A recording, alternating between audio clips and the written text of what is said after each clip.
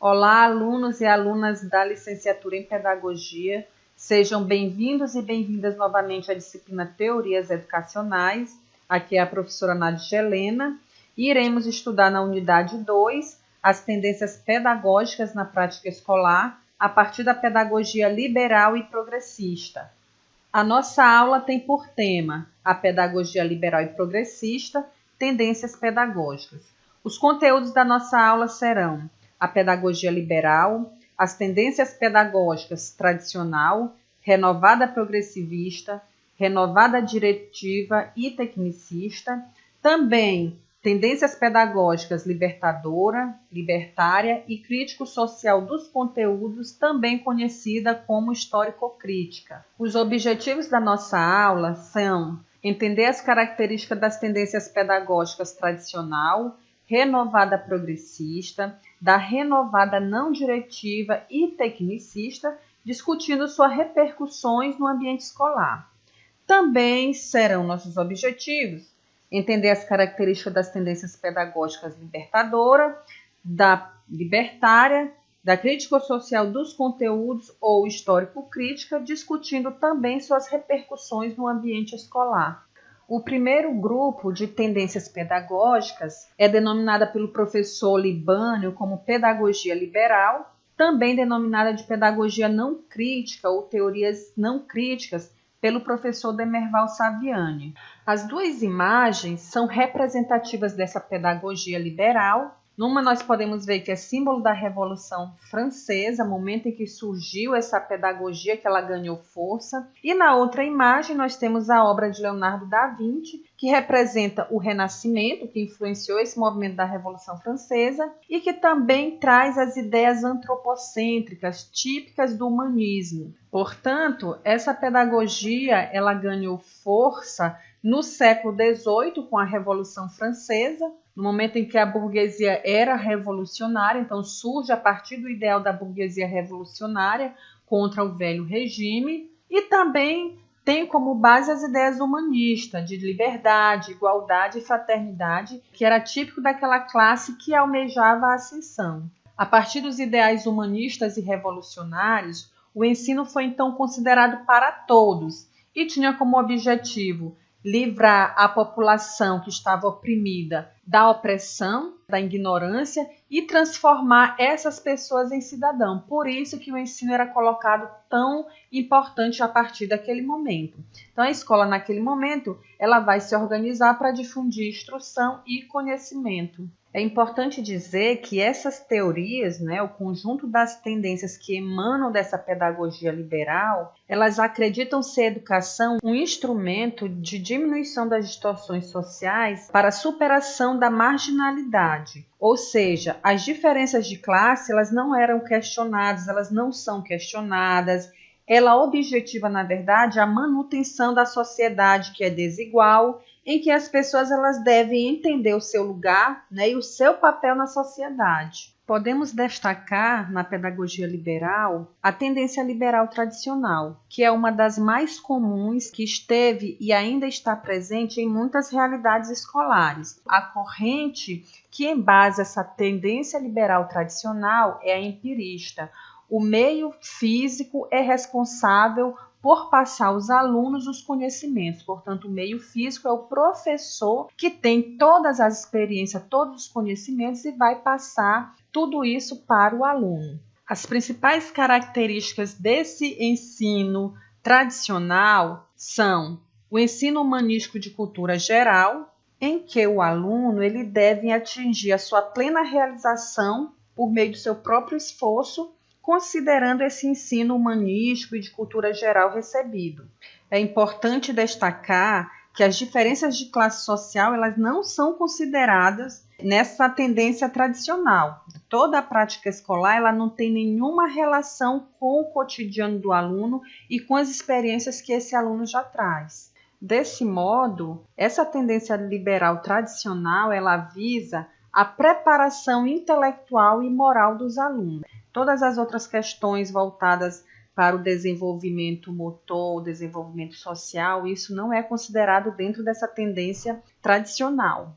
Da mesma forma, os conteúdos também serão aqueles de valor intelectual. Não são considerados nenhum outro conteúdo de valor atitudinal ou procedimental de como fazer. As experiências não entram nessa tendência. São apenas os conteúdos que são repassados pelo professor, são oralizados pelo docente. Portanto, o professor, a professora, é considerado ou considerada a autoridade máxima em sala de aula e o único transmissor do conhecimento.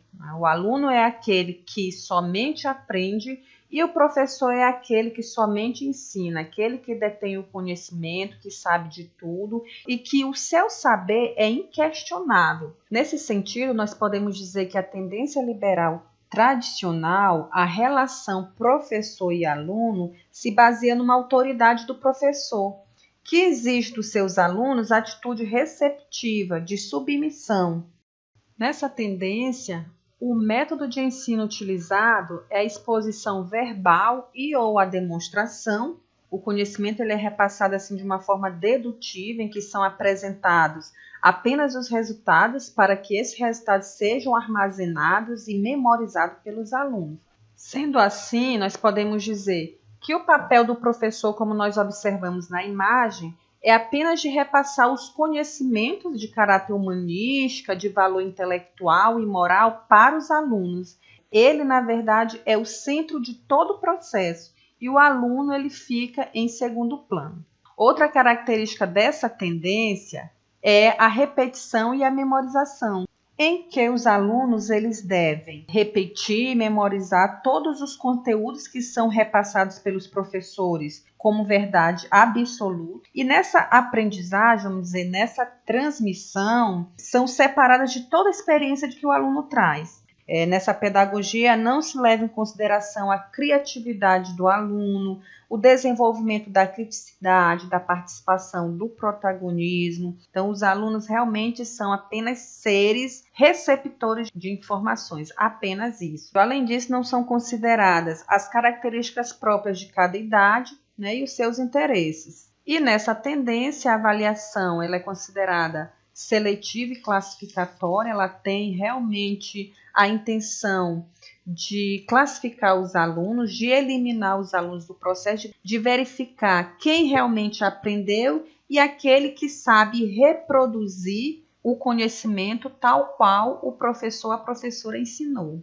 Uma outra tendência na pedagogia liberal é a tendência liberal renovada progressivista. E destaco aí dois sujeitos que contribuíram muito para essa tendência liberal renovada progressivista. Um deles é o americano John Dewey, que propagou o ensino ativo, e o brasileiro Anísio Teixeira. Essa imagem de baixo, ele diz: educar é crescer e crescer é viver. Educação é, assim, vida no sentido mais autêntico da palavra. Essa tendência ela surgiu na primeira metade do século XX, que foi um movimento de renovação da escola denominada de escola novismo. Então, essa tendência é chamada de escola nova, escola novismo ou pedagogia ativa. Então, é uma tendência que surgiu como uma crítica à tendência liberal tradicional, à escola tradicional que não permitia a participação dos alunos, a sua criatividade, o seu protagonismo. Essa escola, ela considera que a educação ela não deve ser uma preparação para a vida, mas ela deve ser a própria vida. Portanto, a escola ela tem que se equipar de materiais para que os alunos possam experimentar as mesmas situações vivenciadas na sociedade. Então, a escola ela deve ser uma mini sociedade. A ênfase dessa tendência liberal é o aprender fazendo.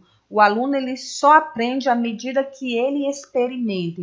Para essa tendência, a educação ela tem por objetivo a equalização social, né, a diminuição das distorções sociais, e a sua função é de adaptar os sujeitos à sociedade, não mais fazer com que os sujeitos exerçam seu papel na sociedade, mas que eles se adaptem, que os excluídos consigam se adaptar na sociedade. Para essa tendência, a escola também ela tem a função de retratar a vida, né? O aluno ele tem que experimentar o que ele pode vivenciar na sociedade, ele tem que experimentar na escola. E aí essa instituição ela deve primar pela descoberta das diferenças individuais. E a relação professor e aluno? Nessa relação, o professor ele é considerado facilitador a facilitador, é aquele que auxilia no desenvolvimento livre e espontâneo dos alunos. Então, os alunos eles vão desenvolver atividades que serão dos seus interesses e o professor vai ter a função apenas de auxiliá-lo.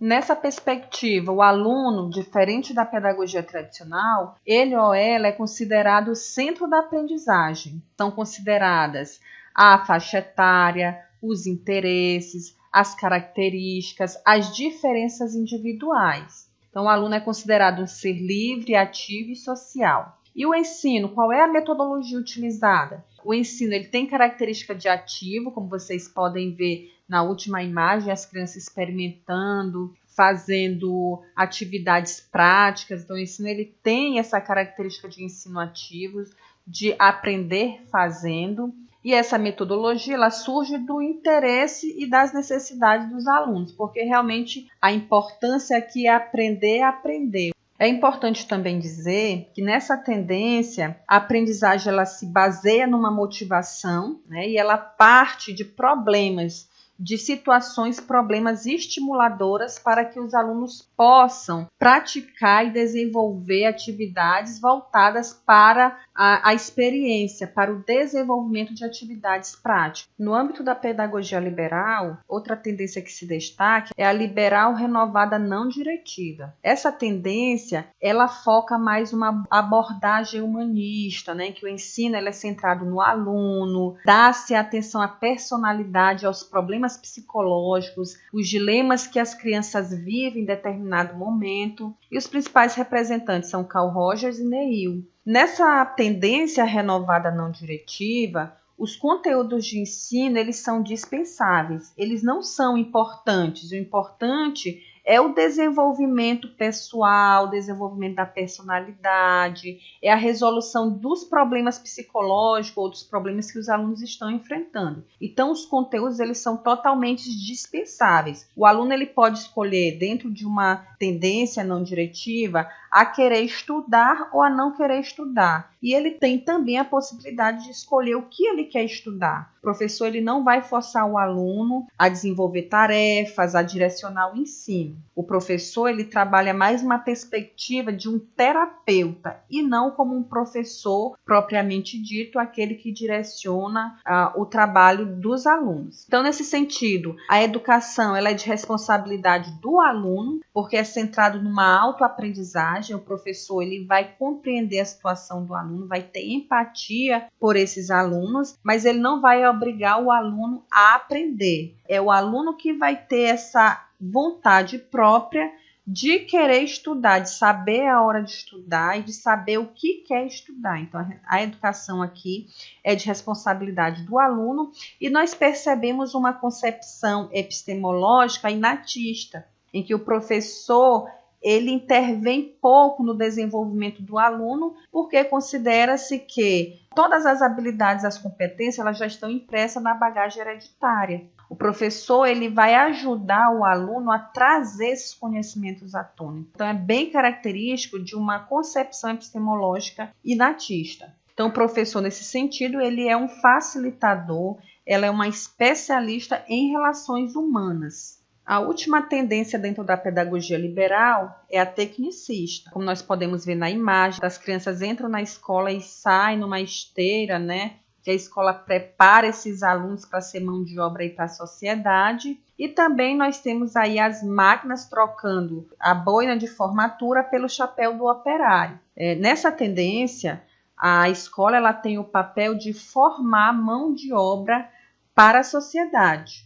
Tá? É dentro de uma perspectiva desenvolvimentista, a escola como produtora de recursos humanos para a sociedade. Nesse sentido, ela vai ter o papel de modeladora do comportamento humano, ela vai modelar esses alunos para que eles saiam como mão de obra especializada para o mercado de trabalho. A escola também ela vai se preocupar na aquisição de conhecimentos integrados ao sistema social global.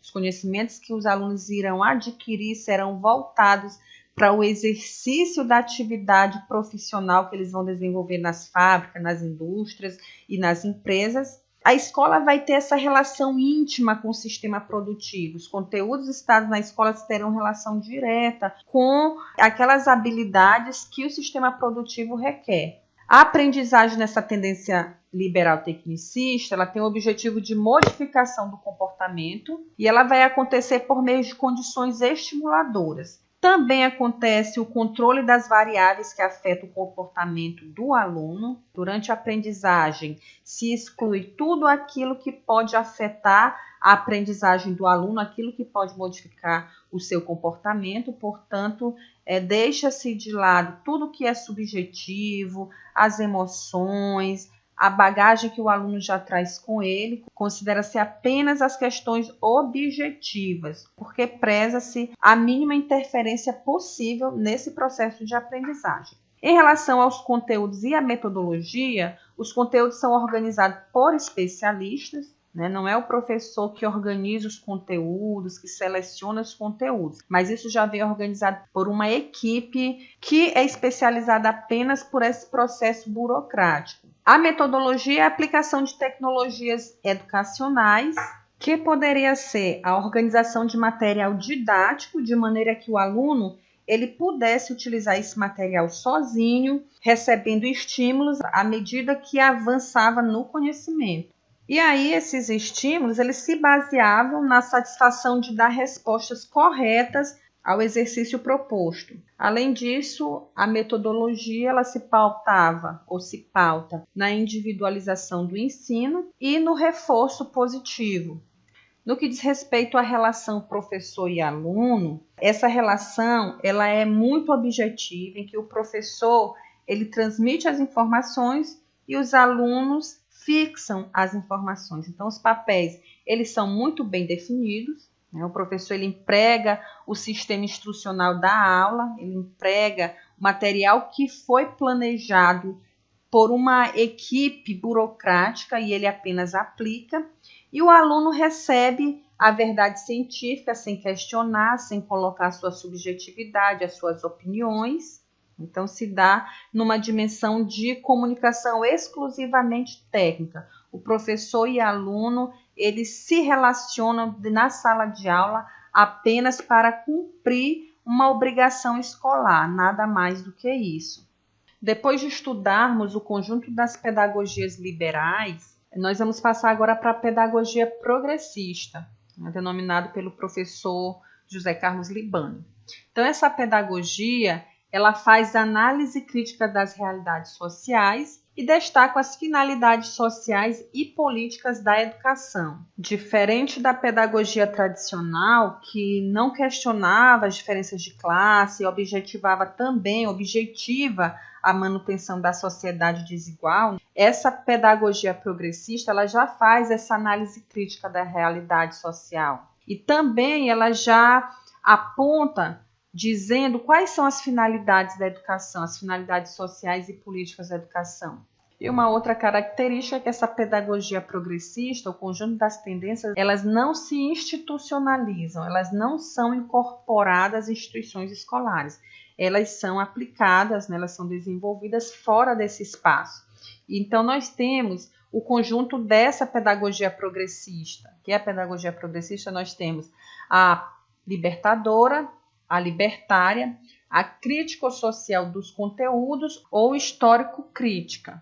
Nós temos na pedagogia progressista a tendência libertadora, tendência progressista libertadora. Na imagem nós podemos verificar uma sala de aula onde estão trabalhando temas geradores e a partir dos temas geradores há um desmembramento da palavra para iniciar um processo de alfabetização. E aí nós verificamos o educador Paulo Freire representado na imagem com seu grupo de alunos. Nessa tendência progressista libertadora, destaca-se o papel e a importância do educador Paulo Freire, o patrono da educação brasileira. As principais características dessa tendência progressista libertadora é a educação não formal. Embora se esteja numa sala de aula, aqui na imagem, né, uma sala de aula como se fosse institucionalizada, mas Paulo Freire desenvolveu as suas atividades em um espaço não formal. Então, não foi numa escola específica e ele fez um trabalho de alfabetização com alunos. Os conteúdos, eles são trabalhados por temas geradores e possuem uma marca política. Então, vocês podem ver ali no quadro negro da imagem a palavra povo, que é o tema gerador. A partir dessa palavra povo, há uma discussão política e depois é feito um trabalho de alfabetização, em que é desmembrado lá as sílabas para facilitar o processo de alfabetização. Nesse sentido, o método de ensino é o grupo de discussão, a participação dos alunos e do professor. Não existe uma hierarquia entre quem sabe mais e quem sabe menos, né? Existe um autêntico diálogo entre educando e o objeto de conhecimento e entre educador, educadora e educando. Nessa tendência libertadora, a metodologia utilizada é a codificação e a decodificação e a problematização do vivido. Codificação e decodificação, que está sendo feito lá no quadro, conforme aparece na imagem. A codificação da palavra povo, onde são trabalhadas as famílias silábicas papé, pipopu e depois a outra família silábica. E também a problematização do vivido. Essa palavra povo, o que ela representa, qual é o significado, como é que os sujeitos podem participar dessa sociedade a partir da discussão dessa palavra, desse tema gerador. Nessa tendência, a relação é horizontal entre professor e aluno e a base é o diálogo. Podemos dizer que nessa tendência ela não se institucionaliza, como já foi dito, ela não atua em escola, porém ela visa levar professores e professoras e alunos a atingir um nível de consciência da realidade onde eles estão inseridos e buscar com isso uma transformação social. A grande marca é vivenciar para transformar aquela realidade. Uma outra tendência dentro da pedagogia progressista é a tendência progressista libertária. Nessa tendência, espera-se da escola a transformação na personalidade do aluno no sentido libertário e de autogestão. A escola ela tem o objetivo de desenvolver alguns mecanismos de mudanças institucionais e no aluno, com base na participação do grupo, para que o grupo ele possa praticar e exercer essa participação e isso ser um aspecto de toda a aprendizagem dos alunos. Os mecanismos para a implantação dessa mudança são vários. Assembleias está muito presente nessa tendência libertária, a participação dos alunos nos conselhos, em reuniões, em associações. Então, esses são alguns mecanismos que utiliza-se numa tendência progressista libertária. Além disso, é importante dizer que os conteúdos eles não são exigidos, da mesma forma como não prevê nenhum tipo de avaliação. Essa avaliação ela vai ocorrer nas situações vividas, nas situações que os alunos experimentam, e aí são incorporadas para serem utilizadas em novas situações. Então, os conteúdos não são exigidos, assim como os conteúdos não são exigidos em avaliações. Tanto alunos como professores, eles são livres em relação um ao outro, né? E eles desenvolvem a sua interação baseado na autogestão e no anti-autoritarismo. É importante dizer que o anti-autoritarismo e a autogestão, elas são os princípios fundamentais da proposta libertária. Então, como foi dito, professor e aluno eles são sujeitos livres, né? A relação é baseada na autogestão e no anti-autoritarismo. O professor ele é o catalisador que vai realizar reflexões com os alunos, mas nunca impor nada ao aluno. E existe aí recusa a qualquer forma de poder e de autoridade. Essas são as características da tendência progressista libertária. E por último, nós temos, dentro da pedagogia progressista, a tendência crítico-social dos conteúdos, intitulado assim por Libânio, também conhecida como pedagogia histórico-crítica, que foi intitulada dessa forma pelo professor Demerval Saviani, que desenvolveu o estudo e intitulou essa tendência como histórico-crítica. Quais são as características principais dessa tendência? Bom, a principal função da escola é a difusão dos conteúdos indissociados das realidades sociais. Nessa tendência, todos os conteúdos devem estar associados às experiências dos alunos, aos conhecimentos que os alunos já trazem, à bagagem que se têm, ao diálogo com o que ocorre na sociedade. Então, essa tendência ela valoriza a difusão dos conteúdos associado às realidades sociais e pessoais. Ela também está a serviço dos interesses populares e deve garantir o bom ensino e apropriação dos conteúdos escolares. Aqui é importantíssimo a primazia dos conteúdos. Para essa tendência, não se pode ensinar, não se pode garantir um bom ensino se os conteúdos eles não forem garantidos. Então, daí a importância dos conteúdos escolares. Sem eles, é impossível o bom ensino. Nessa tendência, os conteúdos e conhecimentos ensinados eles estão em constante reavaliações em face à realidade social. Portanto, os conteúdos e os conhecimentos eles não são imutáveis, podem sofrer reavaliações constantes, não são dogmas, não são verdades absolutas. Em relação ao papel do aluno, existe uma elaboração superior da experiência conseguida pelo aluno. O aluno ele não assimila mecanicamente o conhecimento, mas existe um esforço, uma elaboração para que o conhecimento ele seja incorporado às suas estruturas cognitivas, mas isso com a intervenção do professor. Portanto, o papel do aluno é refletir sobre a sua realidade, sobre a opressão, as causas da opressão, e resulta daí o engajamento deles na luta contra a sua libertação. Uma característica bem importante é que essa tendência crítico-social dos conteúdos, ela vislumbra, ela objetiva uma transformação social. Em relação ao método, ele consiste na relação direta com a experiência do aluno, confrontado com o saber trazido de fora. O aluno ele vai relacionar aquilo que ele sabe, a bagagem que ele já traz das suas experiências, com o saber que é proporcionado pelo professor. Dessa forma, o papel do aluno é o de participador e o do professor é o de mediador ou de mediadora entre os saberes produzidos socialmente e culturalmente e o aluno. E aí nós podemos dizer que o professor é uma autoridade competente que vai direcionar todo o processo de ensino-aprendizagem e ele é o mediador entre os conteúdos e os alunos. Além disso, essa tendência crítico-social dos conteúdos ou histórico-crítica, ela se baseia na ideia de que o conhecimento novo se apoia numa estrutura cognitiva já existente. Daí que os conteúdos, eles devem ser significativos para os alunos, devem encontrar uma âncora lá nas estruturas cognitivas para que elas possam ser reelaboradas. Em síntese, nós podemos dizer que esta tendência, ela prioriza o domínio dos conteúdos, os conteúdos científicos, os conteúdos que são produzidos socialmente, culturalmente.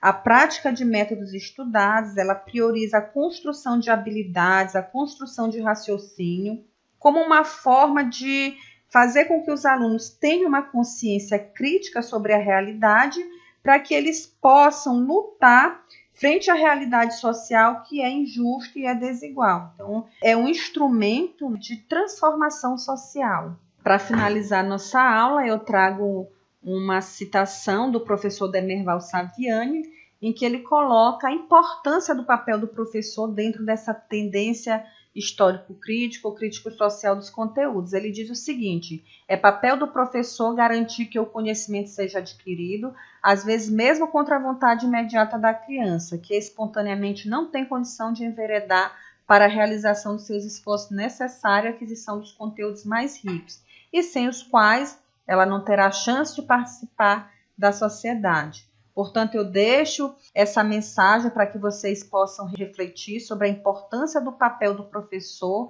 para fazer com que os alunos se apropriem dos conteúdos e assim eles possam participar efetivamente da sociedade.